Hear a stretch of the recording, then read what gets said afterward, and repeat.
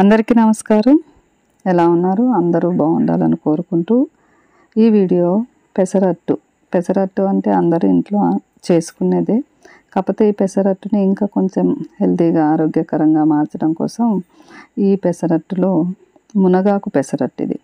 మునగాకు చాలా ఆరోగ్యానికి చాలా మంచిదని మనం మునగాకుని ఆహారంలో భాగం చేసుకోవాల్సిన అవసరం ఉంది కాబట్టి దాన్ని రుచికరంగా వండుకోవడంలో పప్పులో వేయడం కానీ కూర చేసుకోవడం కానీ ఇలాగే ఇట్లా పెసరట్టులో కూడా వేసుకుంటే చాలా బాగుంటుంది. దీనికోసము పెసర్లు ఇవి పొట్టు తీసిన పప్పు కాకుండా ముడి పెసర్లే తీసుకోవాలి. ఆ పెసర్లకి 2 స్పూన్లు ముడి బియ్యం తీసుకున్నాను, ఒక 2 స్పూన్లు శనగపప్పు తీసుకున్నాను, అలాగే మునగాకు, కొంచెం కరివేపాకు. మునగాకు ఒక గుప్పెడు తీసుకుంటే దాంట్లో సగం కరివేపాకు, అల్లం పేస్ట్ తీసుకున్నాను. మీ దగ్గర అల్లం ముక్కుంటే వేసుకోవచ్చు. పచ్చిమిర్చి, జీలకర్ర, తగినంత ఉప్పు.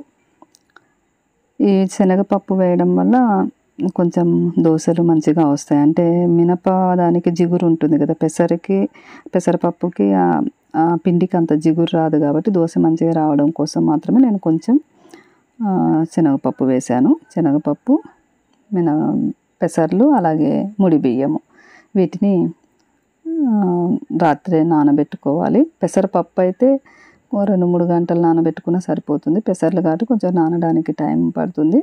బ్రేక్ఫాస్ట్ కోసం అయితే నైట్ వేసుకోవచ్చు. ఈవినింగ్ ఏదైనా డిన్నర్ టైంలో తినాలనుకుంటే ఉదయం వేసుకోవచ్చు, మధ్యాహ్నం కానీ ఉదయం కానీ. ఈ పప్పులు నానిన వాటిల్లోనే మునగాకు, కరివేపాకు కడిగి వేసేసి, అలాగే పచ్చిమిర్చి, జీలకర్ర ఇవన్నీ చేర్చి రుబ్బుకోవాలి. ఈ మునగాకు అన్నది ఒక గుప్పెడు, అంటే ఎక్కువ పప్పు వేస్తే అంటే ఎక్కువ మంది కోసం అయితే క్వాంటిటీ కొంచెం పెంచుకోవాలి. ఈ జీలకర్ర అలాగే అల్లం కూడా ఫ్రెష్గా ఒక చిన్న ముక్క వేస్తే బాగుంటుంది. నా దగ్గర అల్లం పేస్ట్ ఉంది కాబట్టి నేను పేస్ట్ వేసాను. ఉప్పు మనకి రుచికి తగినంత. నేనైతే సైంధవ లవణం వేస్తున్నాను. వేసుకొని ఇది మిక్సీలో వేసేసి మెత్తగా గ్రైండ్ చేసుకోవాలి. చూడండి పిండి ఎంత కలర్గా ఉందో, గ్రీన్ కలర్గా. పెసరట్టులో ఈ రంగు పెసరట్టు చాలా బాగుంటుంది, అంటే పెసర్ల రంగే కనపడుతూ ఉంటుంది. దీన్ని కన్సిస్టెన్సీ పిండి ఇట్లా దోశ పిండి మామూలు దోశల కంటే కూడా కొంచెం చిక్కగా ఉండాలి. ఎందుకంటే మినప దోశలకైతే అది చాలా పల్చగా ఉన్నా కానీ వస్తాయి. దీనికి కొంచెం విరిగిపోతుంది కాబట్టి కొంచెం చూసుకొని కలుపుకోవాలి వాటరు. తర్వాత పల్చగా వేసుకోవాలి. పల్చగా వేసుకోవచ్చు, కొంచెం మందంగా వేసి మూత వేసి కూడా చేసుకోవచ్చు. కొంచెం మందం వేస్తే ఏంటంటే మెత్తగా ఉంటాయి పెసరది. కొంచెం పల్చగా వేసుకుంటే కొంచెం క్రిస్పీగా ఉంటాయి. మరీ క్రిస్పీగా ఖాళీ పేపర్ దోశలా అయితే ఉండవు.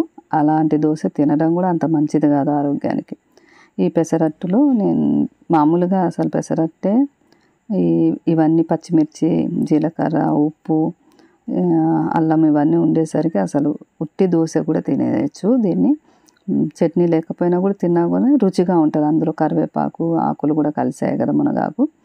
నేనైతే అల్లం పచ్చడి, మామిడి అల్లం పచ్చడి, అలాగే అవిసె గింజల కారప్పొడితో తింటున్నాను.